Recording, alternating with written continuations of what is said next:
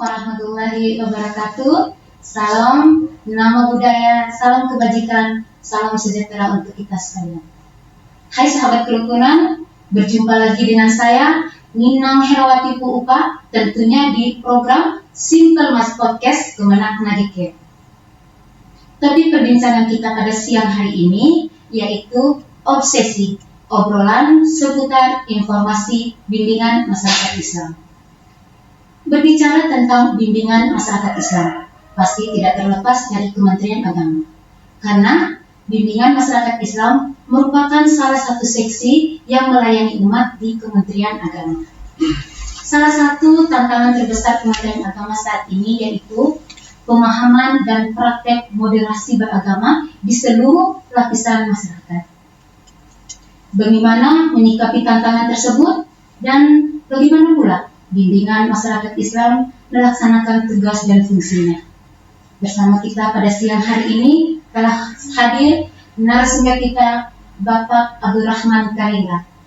Beliau merupakan Kepala Seksi Pendidikan dan Bimas Islam pada kantor Kementerian Agama Kabupaten Nadike. Langsung kita sambut beliau. Assalamualaikum Bapak. Assalamualaikum. Terima kasih Bapak. Sehat ya Bapak ya? Alhamdulillah. Semoga selalu sehat ya Bapak ya. Ini Bapak berbicara tentang bimbingan masyarakat Islam. Bisa digambarkan sedikit tugas dan fungsi bimbingan masyarakat Islam itu seperti apa? Ya, jadi baik, terima kasih. Jadi di Kementerian Agama Kabupaten Nadike sebetulnya ada beberapa seksi dan salah satu seksinya adalah seksi pendidikan dan bimas Islam. Dan untuk bimbingan masyarakat Islam itu sendiri sesuai dengan peraturan Menteri Agama Republik Indonesia nomor 19 tahun 2019 bahwa tugas dan fungsi seksi bimbingan masyarakat Islam adalah menyelenggarakan tugas-tugas keagamaan di bidang bimbingan masyarakat Islam yang meliputi kepenghuluan, kemasjidan, kemudian keluarga sakinah, kisah ruqyah, pembinaan paham keagamaan, dan kepustakaan masjid serta sistem informasi urusan agama Islam. Yang kurang lebih seperti itu. Sesuai fungsinya tadi Bapak dalam pelaksanaan tugas dan fungsinya, bisa diberikan salah satu contoh kegiatan yang digerakkan oleh bimbingan masyarakat Islam saat ini. Ya, jadi dalam kaitan dengan fungsi layanan bimbingan masyarakat Islam di Kabupaten Nadike memang ada banyak program atau kegiatan yang kita laksanakan, tapi untuk dalam waktu dekat ini ada beberapa kegiatan yang sedang kita galakan dan akan kita selesaikan, yaitu yang pertama tentang seleksi kampung moderasi beragama. Kemudian yang kedua adalah kampanye mandatori halal, di mana saat ini juga sedang dilakukan pendampingan oleh teman-teman para P3H. Kemudian yang ketiga adalah penyuluh agama Islam awal. Itu mungkin 3 agenda kegiatan yang sedang kita jalankan saat ini, selain kegiatan lain yang sudah akan dilaksanakan pada waktu yang akan datang. Ini Bapak terkait dengan moderasi beragama. Konsep moderasi beragama itu seperti apa dan pembentukan kampung moderasi itu seperti apa? Baik, jadi berbicara tentang moderasi beragama ini mungkin sudah cukup familiar di telinga kita. Namun perlu kami sampaikan kembali bahwa moderasi beragama adalah cara pandang, sikap, dan praktik beragama dalam kehidupan bersama dengan cara mengejawantakan nilai-nilai ajaran agama yang dalam pengejawantahan itu tetap kita perhatikan perlindungan hak-hak dan martabat manusia, kemudian membangun kemaslahatan umum, serta tetap menaati konstitusi yang menjadi kesepakatan berbangsa, yaitu konsep moderasi beragama. Sedangkan kampung moderasi beragama adalah sebuah istilah atau predikat yang disematkan pada sebuah kampung, pada sebuah desa atau kelurahan yang masyarakat dalam desa atau kelurahan itu betul-betul moderat dalam mengimplementasikan nilai ajaran agama. Ya, seperti itu. Menarik sekali Bapak ya, terkait dengan moderasi beragama dan pembentukan kampung moderasi beragama. Kira-kira Bapak bisa dijelaskan apa yang melatar belakangi pembentukan kampung moderasi beragama ini, supaya ini teman-teman bisa tahu. Oh ya, jadi hal yang menjadi latar belakang sampai dilakukan program kampung moderasi beragama, ini mungkin diawali dari sebuah kesadaran bahwa kita menyadari betul sebagai bangsa yang penuh dengan kemajemukan, baik dari segi bahasa, budaya maupun agama, maka dengan keragaman yang begitu beragam, maka potensi untuk terjadinya konflik, gesekan atau pertikaian itu sangat besar kemungkinan untuk bisa terjadi. Nah, karena kemungkinan untuk bisa terjadinya konflik, maka memang perlu diberikan pemahaman terhadap masyarakat, terhadap umat, terutama persoalan agama. Dimana kita tahu bahwa persoalan agama adalah persoalan yang sangat sensitif. Nah, sebegitu tingginya sensitivitas persoalan agama, maka ketika dipikir dengan hal yang sepele saja, itu akan berdampak pada sebuah gejolak atau konflik yang besar, dan bahkan untuk menyelesaikan persoalan agama itu pasti membutuhkan waktu yang relatif lama dibandingkan dengan persoalan-persoalan lain. Karena memang begitu sensitifnya persoalan agama. Nah, oleh karena itu kita bisa melihat bahwa dalam kehidupan sehari-hari banyak terjadi persoalan konflik, baik karena disebabkan perbedaan bahasa, perbedaan budaya, bahkan kita juga sering menyaksikan ada pertikaian antar suku, dan yang lebih sering kita saksikan adalah konflik antar umat beragama. Nah, kaitan dengan konflik antar umat beragama, memang saat ini setidak-tidaknya ada 3 tantangan yang menjadi persoalan kita bersama, yang akan kita hadapi bersama, yaitu yang pertama, berkembangnya cara pandang, sikap dan praktik beragama yang terlalu berlebihan dari setiap umat beragama, atau yang kita kenal dengan sifat ekstrim, yang dengan sifat itu atau sikap itu terkadang kita mengesampingkan martabat kemanusiaan. Kemudian fenomena yang kedua adalah berkembangnya klaim kebenaran subjektif, yang dengan pengklaiman itu terkadang kita menganggap bahwa kebenaran hanya ada pada milik kita, sedangkan kesalahan itu hanya selalu berada pada orang lain atau pada kelompok lain. Nah, ini juga satu hal yang bisa memicu terjadinya konflik. Kemudian persoalan yang ketiga dari tantangan kita adalah berkembangnya semangat beragama yang tidak sejalan, tidak senapas, atau tidak selaras dengan konstitusi yang menjadi kesepakatan bersama dalam berbangsa. Mungkin itu 3 hal yang menjadi tantangan kita bersama.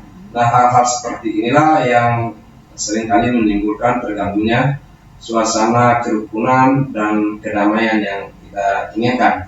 Nah, oleh karena itu, bagaimana untuk menyikapi itu semua, untuk membatasi itu tentunya hal yang tidak mungkin.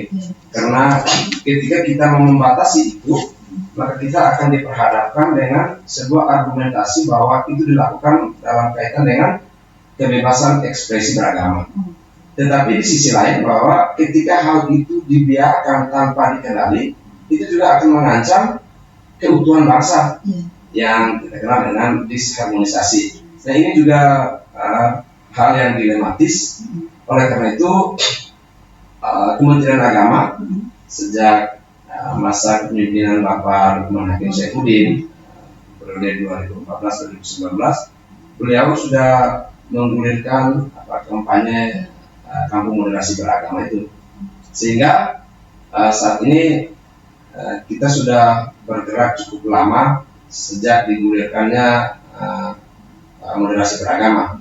Oleh karena itu, untuk mengetahui, mengukur, mengevaluasi sudah sejauh mana implementasi dan pemahaman umat masyarakat terhadap nilai-nilai moderasi beragama, maka Kementerian Agama mencoba melakukan seleksi kampung moderasi beragama untuk mengukur sejauh mana tingkat pemahaman masyarakat, tingkat pemahaman umat terhadap nilai-nilai moderasi beragama. Maka dilakukanlah kampung moderasi beragama sebagaimana diatur dalam keputusan Dirjen Bimas Islam nomor 137 tahun 2023. Itu yang menjadi latar belakang. Tadi Bapak sudah jelaskan latar belakang pembentukan moderasi beragama, kampung moderasi beragama. Nah, nih Bapak, kira-kira mekanisme pembentukan kampung moderasi beragama itu tuh seperti apa, Bapak? Ya, jadi untuk menentukan sebuah kampung itu bisa ditetapkan sebagai kampung moderasi beragama, tentunya ada beberapa tahap, beberapa langkah yang harus kita lalui. Pertama, mungkin harus kita lakukan sosialisasi. Sosialisasi ini penting karena kita harus menyadari bahwa program ini adalah program dari Seksi Bimas Islam. Programnya Seksi Bimas Islam, tetapi yang menjadi objek, yang menjadi sasaran kita adalah warga masyarakat yang ada di sebuah kampung, sebuah desa, yang di sana ada kepala wilayah. Katakan misalnya di sana ada kepala desanya, kelurahan, di sana ada camatnya, di sana ada bupatinya. Sehingga apabila ini tidak dilakukan sosialisasi secara baik, dikhawatirkan akan terjadi kontraproduktif, di mana kita hanya melakukan seleksi untuk menetapkan kampung moderasi beragama, tetapi pada akhirnya kampung yang ditetapkan menjadi kampung moderasi beragama atau desa yang ditetapkan menjadi kampung moderasi beragama itu tidak mendapat pengakuan dari masyarakat atau pemerintah setempat. Nah, ini juga menjadi persoalan bagi kita. Oleh karena itu, pada titik inilah menjadi penting untuk kita lakukan sosialisasi ke semua komponen masyarakat, termasuk pemerintah setempat, agar ketika kita lakukan seleksi dan sampai pada penetapan kampung moderasi beragama, apa yang kita hasilkan itu mendapat pengakuan dari masyarakat setempat. Sehingga itu menjadi cita-cita kita. Nah, itu mungkin menjadi dasar kenapa kita melakukan sosialisasi. Dan untuk kegiatan sosialisasi itu sendiri, kita secara internal sudah melakukan sosialisasi mulai dari tingkat pusat sampai di tingkat bawah, di tingkat kecamatan, yaitu kepala kantor urusan agama kecamatan masing-masing. Dan untuk para kepala KUA, kita sudah melakukan sosialisasi kepada kepala KUA, dan kita harapkan bahwa setelah mendapatkan sosialisasi dari kantor Kementerian Agama Kabupaten Nagekeo, bahwa para kepala KUA juga harus melakukan sosialisasi di wilayahnya dan tugasnya masing-masing, dalam hal ini dengan para kepala desa, lurah, dan juga pada para camat masing-masing. Nah, sedangkan kita di kabupaten sesuai dengan tingkatannya, kita juga sudah melakukan sosialisasi dan sudah bersilaturahmi dengan Bapak Bupati Nagekeo, dan alhamdulillah ketika informasinya disampaikan, beliau sangat apresiatif, di mana beliau sangat merespon dengan baik. Bahkan beliau juga jika tidak berhalangan akan berkesempatan hadir pada saat launching kampung moderasi beragama. Dan itu juga kita sudah sampaikan, karena memang sesuai dengan ketentuan bahwa setelah penetapan nanti akan dilaunching secara nasional.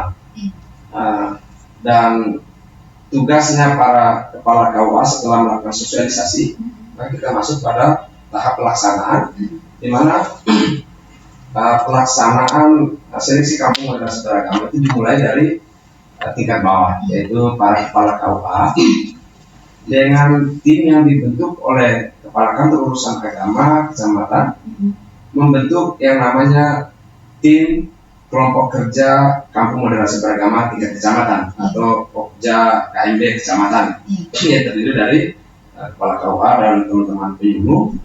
Dan tugas Pokja KMB kecamatan adalah melakukan pendataan, kemudian menyeleksi dari sekian banyak desa, kemudian menetapkan sebuah desa sebagai desa rintisan atau kampung rintisan untuk diusulkan ke Pokja KMB kabupaten kemudian di Pokja KMB Kabupaten bersama tim penilai yang dibentuk melakukan penilaian. Ya, tentunya teman-teman bapak para tim penilai itu akan dibekali dengan instrumen agar dalam penilaiannya selalu mengacu pada instrumen yang ada, instrumen penilaian yang ada, sehingga kita hindari penilaian-penilaian sifatnya subjektif. Dan itu sudah kita lakukan, di penilaiannya sudah kita bentuk, dan saat ini kita masih menunggu usulan kampung rintisan yang diusulkan oleh Pokja KMB Kecamatan. Kemudian setelah dinilai oleh tim penilai, kemudian tim penilai melakukan observasi di lapangan. Setelah itu sampai pada penentuan kampung moderasi beragama.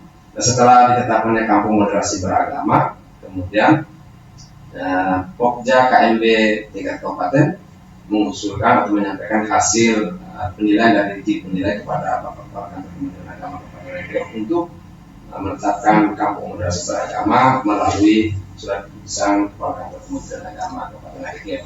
Itu mungkin pelaksanaannya. Kemudian setelah ditetapkan melalui SK Kepala Kantor Kementerian Agama, mungkin nanti secara nasional, secara serentak di tanggal 15 Juli 2023 nanti akan dilakukan launching secara serentak se-Indonesia, dan itu dilakukan secara hibrid. Namun khusus kita di Nagekeo, entah di kabupaten-kabupaten lain, tapi kita di Nagekeo, kami sudah melakukan komunikasi dengan bidang bahwa kita mungkin selain launching secara nasional, secara hibrid itu, tapi mungkin kita juga memberi kesempatan kepada Pak Bupati untuk memberikan sambutan arahan sekaligus juga beliau akan launching secara offline di tempat di mana desa itu tercatat sebagai kampung moderasi beragama. Kemudian tidak sampai pada penetapan, tetapi kita harapkan bahwa kampung atau desa sudah ditetapkan sebagai kampung moderasi beragama itu terus kita lakukan monitoring, evaluasi dengan harapan bahwa desa itu harus bisa mempertahankan pola hidup beragama yang moderat, sehingga itu betul-betul menjadi contoh bagi desa-desa lain ke depan. Nah, itu mungkin prosedur selain publikasi. Memang satu rangkaian yaitu publikasi, dan publikasi ini bisa kita libatkan teman-teman pers melalui media massa baik digital maupun elektronik, dan juga bisa melalui media-media sosial seperti Kementerian Agama Nagekeo atau WA dan Facebook lain. Mungkin itu media-media yang kita gunakan untuk mempublikasi kegiatan kampung moderasi beragama. Menarik sekali Bapak. Nah, terkait dengan mekanisme yang Bapak sudah jelaskan tadi, kita Bapak penasaran Bapak ingin tahu kriteria penilaian dalam pembentukan kampung moderasi beragama itu seperti apa Bapak? Ya terus bagaimana yang kami sampaikan tadi bahwa memang dalam penilaian tim penilai pasti dibekali dengan semacam acuan atau instrumen dalam menilai apakah sebuah desa itu layak dijadikan sebagai kampung moderasi beragama atau tidak. Nah, di dalam penilaian itu secara umum paling tidak setiap Pokja KMB Kecamatan yang mengusulkan kampung rintisan itu harus menyiapkan data-data seperti data jumlah kepala keluarga, data rumah ibadah, kemudian data sosial ekonomi masyarakat, data jumlah penduduk berdasarkan agama, dan lain sebagainya. Ini dengan maksud agar tim penilai bisa menilai bahwa misalnya dalam sebuah desa dengan populasi umat dari berbagai agama itu katakan relatif berimbang, kemudian dengan berimbangnya populasi umat itu kemudian mereka bisa hidup berdampingan, berdamai, rukun, maka ini menunjukkan bahwa di sana ada suasana kehidupan yang moderat. Begitupun kalau misalnya di sebuah desa dengan jumlah populasi umat dari berbagai agama yang tidak berimbang, katakan misalnya di sebuah desa dengan jumlah penduduk agama tertentu yang lebih dominan misalnya, tetapi ketika umat yang beragama minoritas merasa nyaman, merasa tentram dalam melaksanakan atau mengejawantakan nilai-nilai ajaran agama, merasa nyaman, maka itu menjadi ukuran bahwa yang mayoritas itu berlaku moderat terhadap yang minoritas. Nah, itu menjadi ukuran dalam kaitan dengan penilaian kampung moderasi beragama. Sedangkan secara khusus mungkin ada beberapa hal penting yang harus diperhatikan, dan ini memang sudah kita bekali pada bapak tim penilai. Katakan misalnya, apakah di desa itu ada program kegiatan yang mengusung tema moderasi beragama, dan itu harus dibuktikan dengan daftar hadirnya, dokumentasinya bahwa betul-betul di desa itu pernah melakukan kegiatan-kegiatan yang mengusung tema moderasi beragama. Kemudian selain itu, apakah di desa itu ada tidak posko atau sekretariat kampung moderasi beragama? Kemudian apakah di desa itu kegiatan moderasi beragama itu ada dukungan dari katakan kepala desa setempat, dan itu harus dibuktikan dengan surat dukungan. Begitu pula tokoh masyarakat, tokoh agama, itu semuanya harus dinilai. Kemudian di sana ada tidak data konflik antar umat beragama minimal dalam 2 tahun terakhir. Itu juga menjadi salah satu aspek penilaian. Apabila di sana dalam 2 tahun terakhir pernah terjadi konflik antar umat beragama, maka ini satu indikasi bahwa kehidupan beragama di desa itu kurang moderat. Tapi kalau misalnya ada kerukunan, ada kedamaian selama 2 tahun terakhir, maka itu juga menjadi salah satu poin penilaian oleh pimpinan terhadap desa yang mau menjadi kampung moderasi beragama itu. Mungkin kalau seperti itu. Bapak, rintisan kampung moderasi itu tuh apa sih Bapak? Oh ya, kalau rintisan kampung moderasi beragama, sebagaimana kami sampaikan tadi bahwa sebelum ditetapkan menjadi kampung moderasi beragama, tentunya setiap KUA kecamatan mengusulkan sebuah desa yang memang desa itu saat ini sedang menggalakkan gerakan moderasi beragama. Nah, kampung yang menjadi calon yang diusulkan oleh masing-masing kecamatan, masing-masing kepala KUA, itu yang disebut dengan kampung rintisan atau rintisan kampung moderasi beragama. Jadi seperti itu. Oh gitu. Ya. Bicara tentang kegiatan pembentukan kampung moderasi beragama, saya jadi penasaran nih Pak, kira-kira siapa saja Pak yang masuk dalam tim penilai untuk kegiatan ini Bapak? Ya, jadi sebetulnya sesuai dengan ketentuan untuk menilai sebuah desa itu layak menjadi desa percontohan atau kampung percontohan sebagai kampung moderasi beragama, sebetulnya menjadi tugasnya Pokja KMB Kabupaten. Dalam hal ini kepala seksi dan teman-teman di seksi. Tetapi kami mempunyai pertimbangan bahwa untuk menjaga netralitas dan objektivitas dalam penilaian, kami mencoba untuk melibatkan beberapa tokoh dari berbagai unsur, yaitu antara lain yang pertama Bapak Pater Kamilus Surona Sofi. Beliau selaku Ketua FKUB Kabupaten Nagekeo. Ya, Pater kita ambil dari beberapa agama, ya unsur agama. Kemudian yang kedua Bapak Dr. Andus Haji Ibrahim Yusuf. Beliau sebagai pengurus MUI Kabupaten Nagekeo yang juga sebagai Ketua Dewan Masjid Indonesia Kabupaten Nagekeo. Kemudian yang ketiga kita coba mengambil dari tokoh muda, yaitu Ustadz Saiful Ismail Rena SAI, yang juga kebetulan beliau sebagai pengasuh Pondok Pesantren Al-Ummah Al-Islam yang baik. Mungkin 3 orang tokoh ini yang kita minta bantuan untuk menjadi penilai. Terima kasih Bapak informasi. Ini terakhir nih Bapak, saya mau tanya. Kira-kira harapan apa sih untuk Bapak sendiri terkait dengan kegiatan penetapan kampung moderasi beragama ini?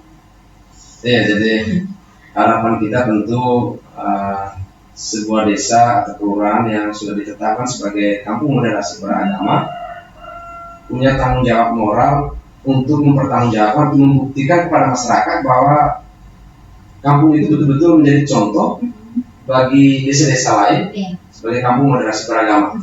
Dengan demikian, semua masyarakat umat yang ada di desa itu kedepannya harus betul-betul menjaga kedamaian, kerukunan, karena mereka punya predikat sebagai kampung yang moderat. Kemudian yang kita harapkan juga ke depan bahwa program ini harus berjalan dari tahun ke tahun, semakin bertambah jumlah desa yang moderat, jumlah kampung yang moderat, dengan harapan bahwa pada satu titik tertentu di sebuah kabupaten katakanlah akan terbentuk semua desa-desa yang moderat.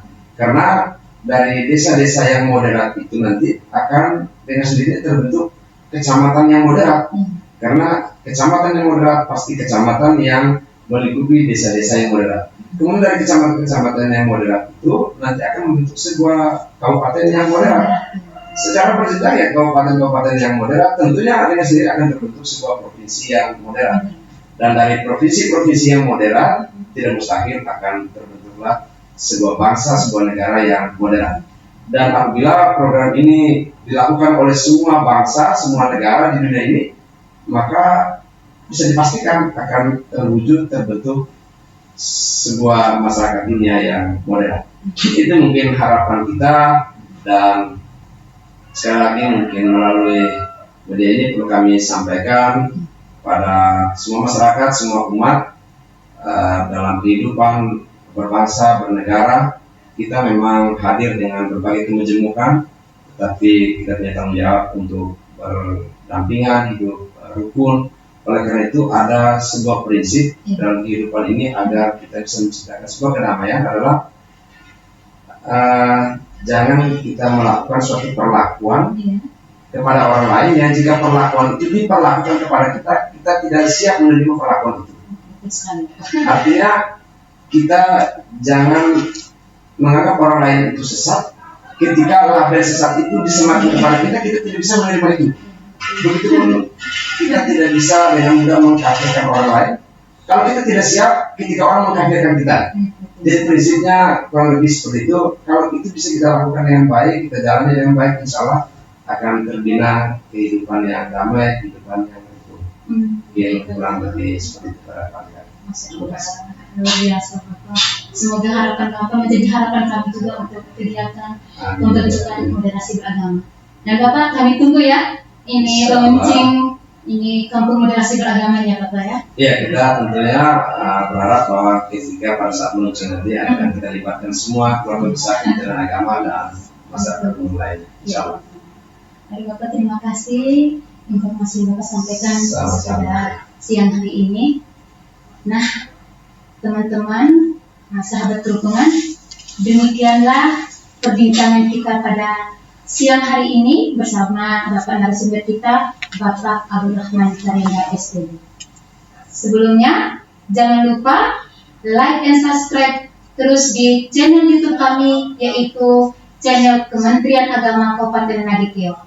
Sebanyak-banyaknya ya. Nah, sebelumnya kami ingin mengutip sebuah kata-kata indah. Beragama itu menebar damai, menebar kasih sayang, kapanpun, dimanapun, dan kepada siapapun. Beragama itu bukan menyeragamkan keberagaman, akan tetapi beragama itu menyikapi keberagaman dengan penuh kearifan. Terima kasih. Wabillahi taufiq wal hidayah. Wassalamualaikum warahmatullahi wabarakatuh. Selamat siang, salam sejahtera untuk kita sekalian.